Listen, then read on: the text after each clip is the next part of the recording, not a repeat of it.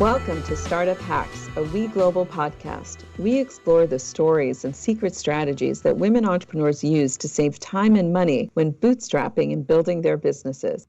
I'm your host, Fernanda Carapinha, and today I'm excited to welcome our next guest, Alexia Hefti.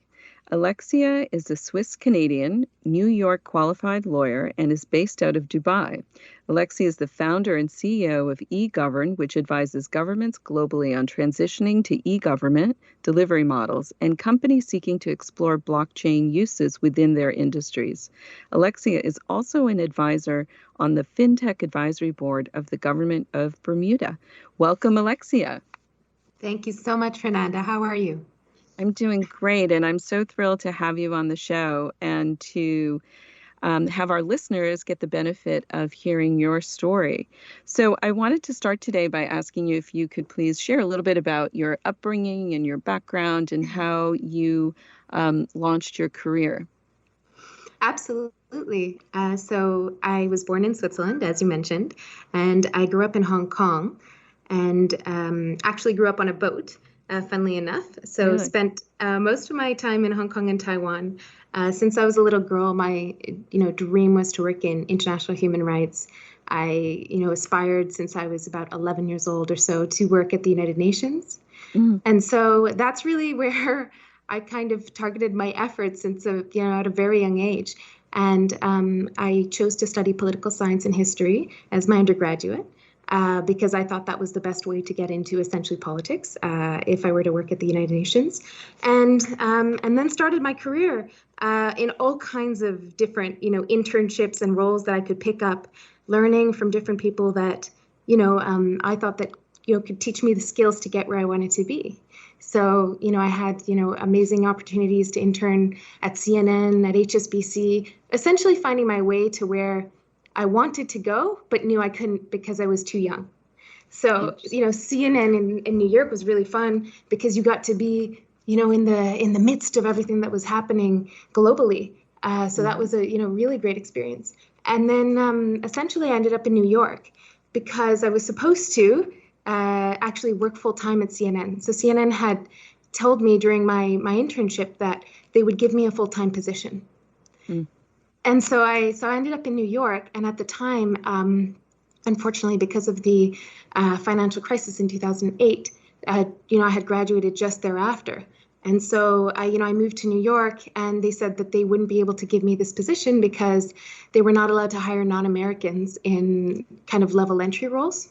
Because of the recession and what was occurring in the United States at the time. So that was actually an excellent opportunity for me to jump into a bunch of things. I started working at an NGO based out of the UN in New York, and that propelled me to Uganda, where I ended up working with the United Nations very randomly, actually, and had an opportunity to really see a little bit what the organization was about. And realized that it wasn't where I wanted to be. So I was very lucky, actually, Fernanda, to get that exposure at 23 years old, so that I was able to recenter my efforts.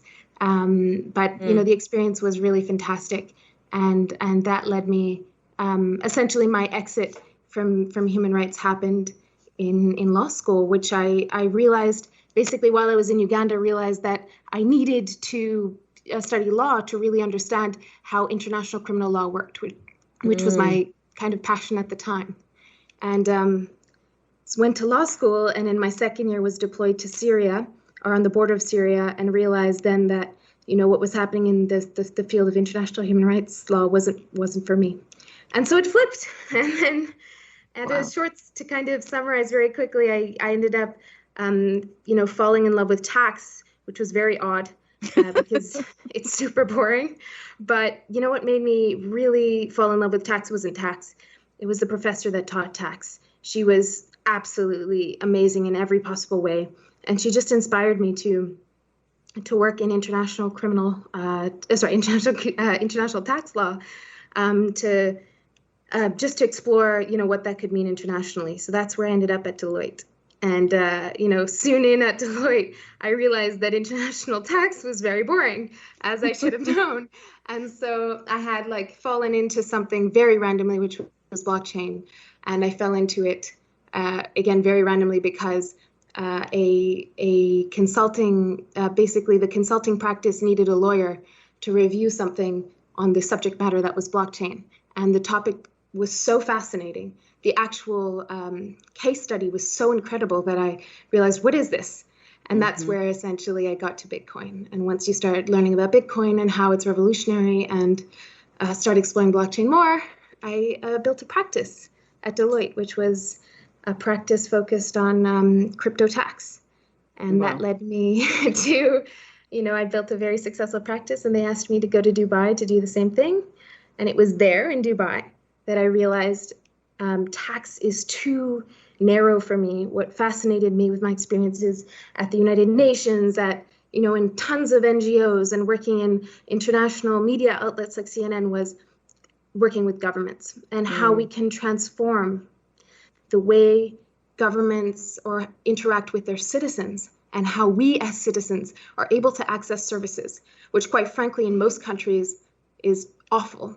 And transforming that relationship using technology, primarily this technology, which I had become fascinated by, which is blockchain, and taking that to really tackle some of the issues that they have.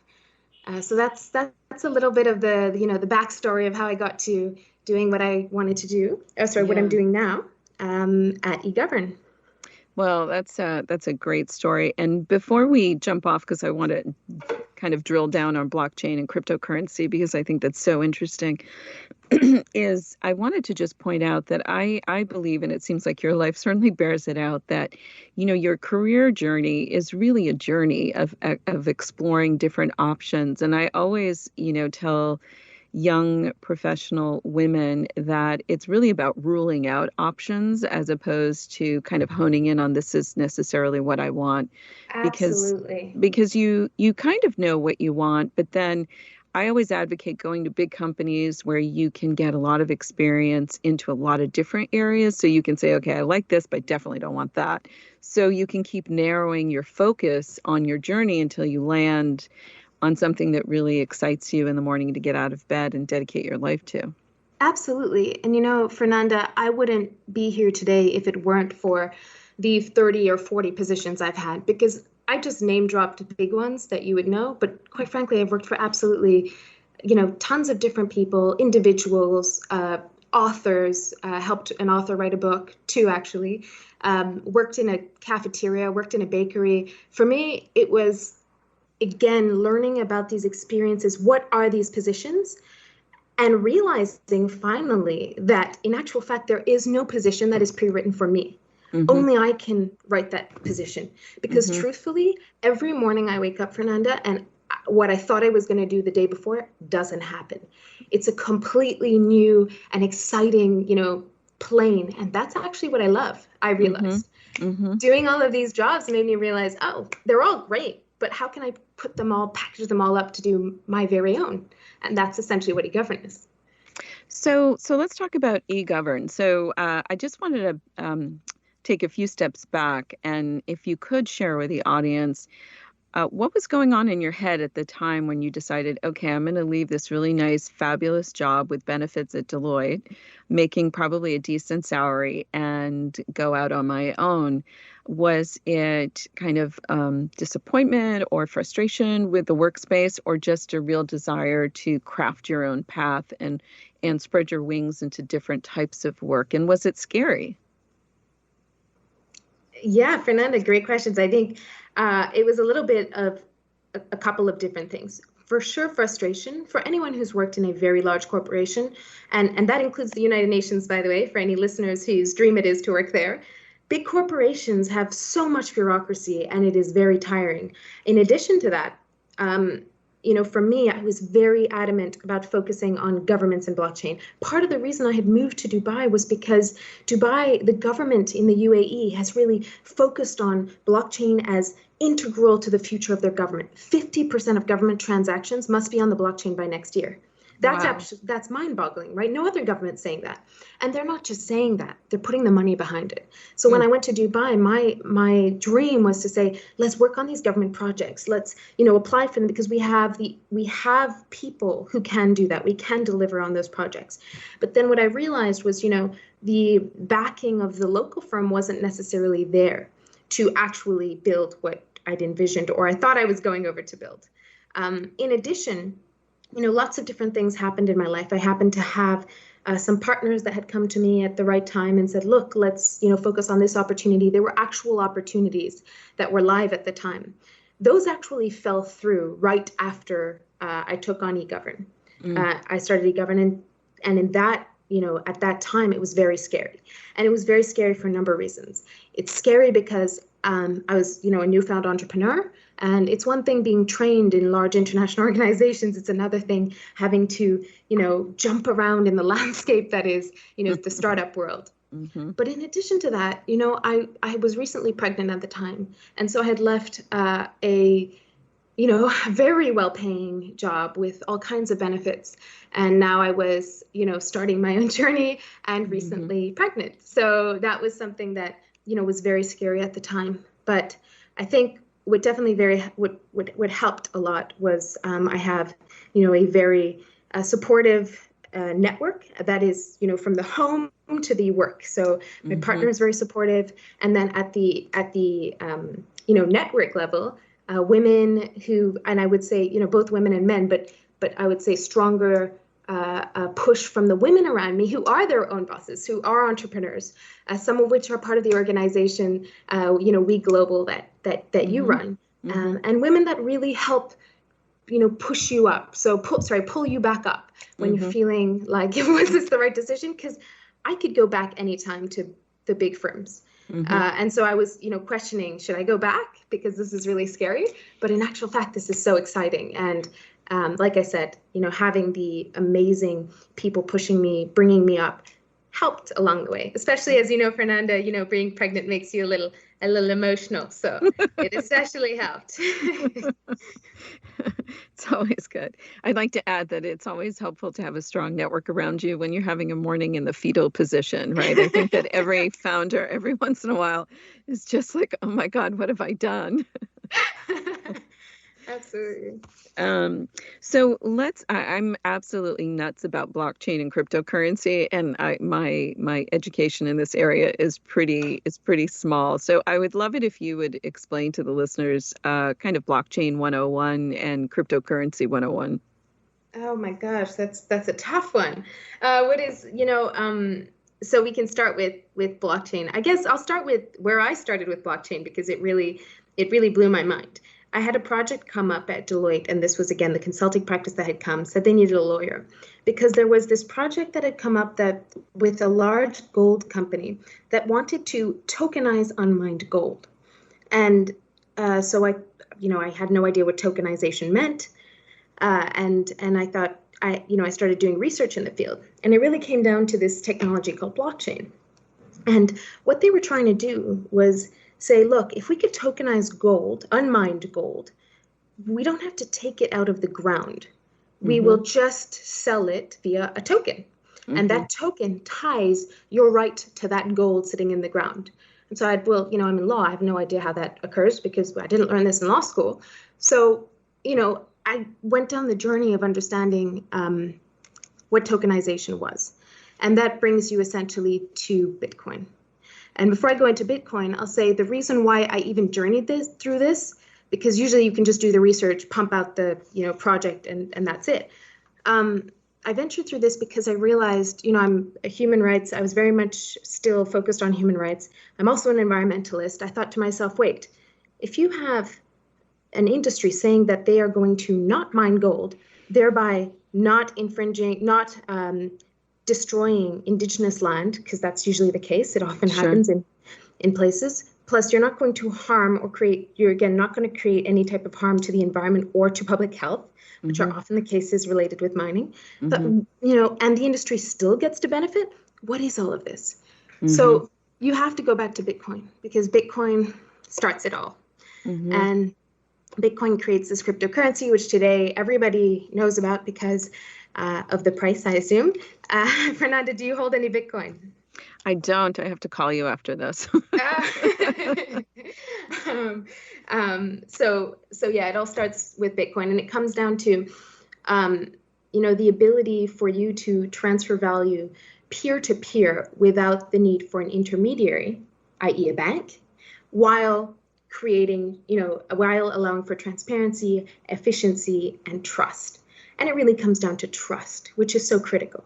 In every aspect of your life, Fernanda, you rely on on trusting other parties. You rely on trusting parties from when you bought your house. If you bought your house, you had to rely on 9 or 10 or 12 intermediaries, from the bank providing you with the mortgage, to the notaries, to the lawyers, to all of that, right? And trust comes down to, it's very difficult to trust third parties you don't know.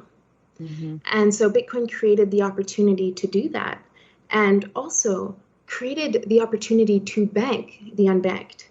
And that's something that I definitely witnessed working in Uganda, which is where I was when I was working with NGOs and the United Nations. Even I myself was unbanked there, and I'm banked in Switzerland and Canada and Hong Kong, but I couldn't get banked there. And it's fascinating to see how, the entire global South really has been left out of the financial system. And Bitcoin has created an avenue to include them. And that's obviously these topics that just, it fascinates me. The nitty and gritty behind the nuts and bolts behind how the technology works. You should really turn to some of the best developers that we have that are building the protocols that we rely on. But from Bitcoin, you essentially have a very big transformation, which is the move to smart contracts. Smart contracts are basically if-then statements. So if X occurs, then Y will occur. And a smart contract allows you to execute an if-then statement from the very beginning. So in a contract, for example, you can allow for something to happen if another item happens. So instead of having elaborate contracts where you need a lawyer to execute, or a notary in between, you can essentially have a smart contract that does it automatically. And that's really fascinating, because we suddenly see how a lot of intermediaries are removed in supply chains. And supply chains can go from, moving product to government supply chains, from you going to, get a police certificate for, I'm not sure if they do this in the United States, but if you need a police certificate to perhaps become a board member, that can be self-executing. Right? So it doesn't require you to suddenly wait 2 weeks for all of these intermediaries in between to do A, B, and C, to verify, to check, a database that this information exists. It can essentially be pre-coded to allow you to access your information immediately. And more importantly, one of the things that blockchain is very interesting for, when we talk about citizens interacting with their governments, and citizens interacting with every aspect of society. So whether it's banks, or at the grocery store, or at a bar, where perhaps, let's say, at the bank they check your identity, at the bar they check your identity to make sure you're not 21 in the United States. These things, you realize suddenly that with blockchain you can also start protecting some of the data that you have, that you've just been given off your whole life. Fernanda, you have provided your information to God knows how many institutions at this point, right? Exactly. And you continue to do that, right? You continue to verify. You have to continue to verify who you are to all of these third parties, who technically, first of all, don't need the information that you provide them with, and in addition to that, you're essentially distributing data that needs to be protected. Blockchain allows you as well to start thinking about releasing not data in and of itself, but rather zero knowledge proof allows you to do something where, for example, if you were to go to a bank and you need to verify yourself, rather than providing your lease and your identity card, your passport, and whatever else you need to provide, utility bill, instead you would only need to essentially provide a yes, saying you have met all of these requirements that they need. And all of those will be verified by third parties, such as governments or other financial institutions. So blockchain is fascinating in that it creates different avenues. On the financial side, you're talking about bringing in parties that have been left out of the financial system through cryptocurrencies that aren't necessarily regulated by financial institutions or governments. And then on the flip side, from a data perspective, it allows you to protect certain aspects of your data by pre-coding certain parts of information that's verified already by other parties without, again, requiring a full distribution of your data. That makes perfect sense. I'm going to have you do a 6-part series for us on We Global about this. It's so interesting. Well, let's talk a little bit about in the early days when you launched your company and you were scaling your business, et cetera, which I'm sure is probably something that you continue to do. What are some time-saving and money-saving strategies that you would recommend to founders out there who are trying to bootstrap their business that you use that you found were effective? So, one thing that I would say has really helped me, and that has really come about from learning to delegate, which I'm terrible at, or which I used to be terrible at, but I'm starting to learn, has been kind of bringing on interns, actually. Mm-hmm. So I've recently brought on 4 interns, and I recently, actually just last week, brought on another 2.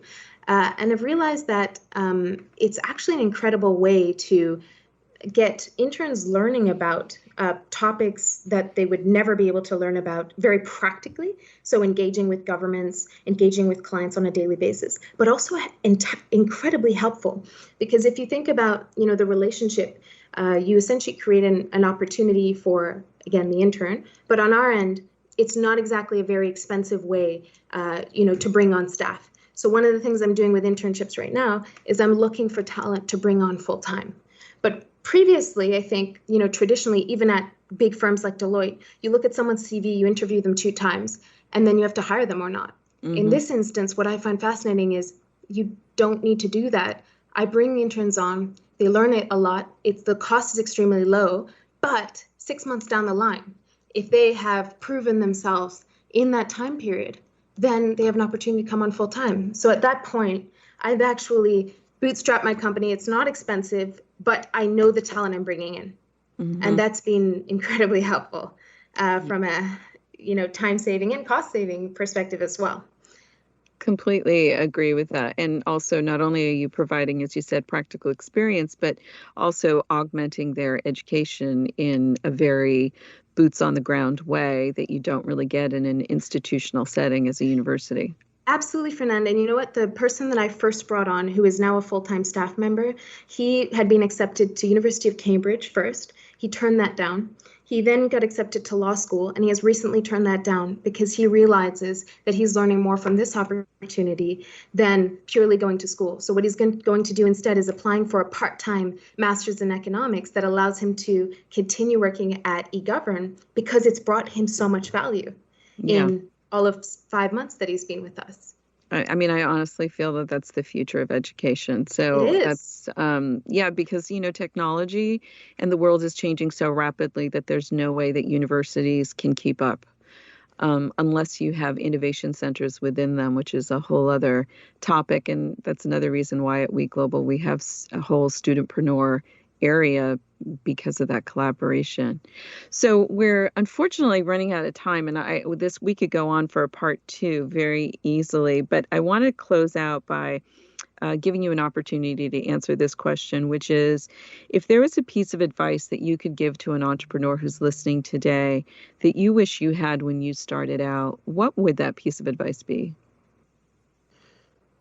I think it would be jump into every experience that you can, and don't always try to formalize things, whether that's trying to get a job, position straight away. Just jump in, do research for something you're passionate about. If you see someone writing about something and you'd like an in working with them, do a little bit of research and send them an email with that research, because honestly, that gives you an in with so many people. And if I had this knowledge that I wasn't bothering people, but that I could create significant value by doing, random research that was still in my interest and sending it off to people, I think I would have probably gotten a lot of experiences that would have pushed me in a different direction.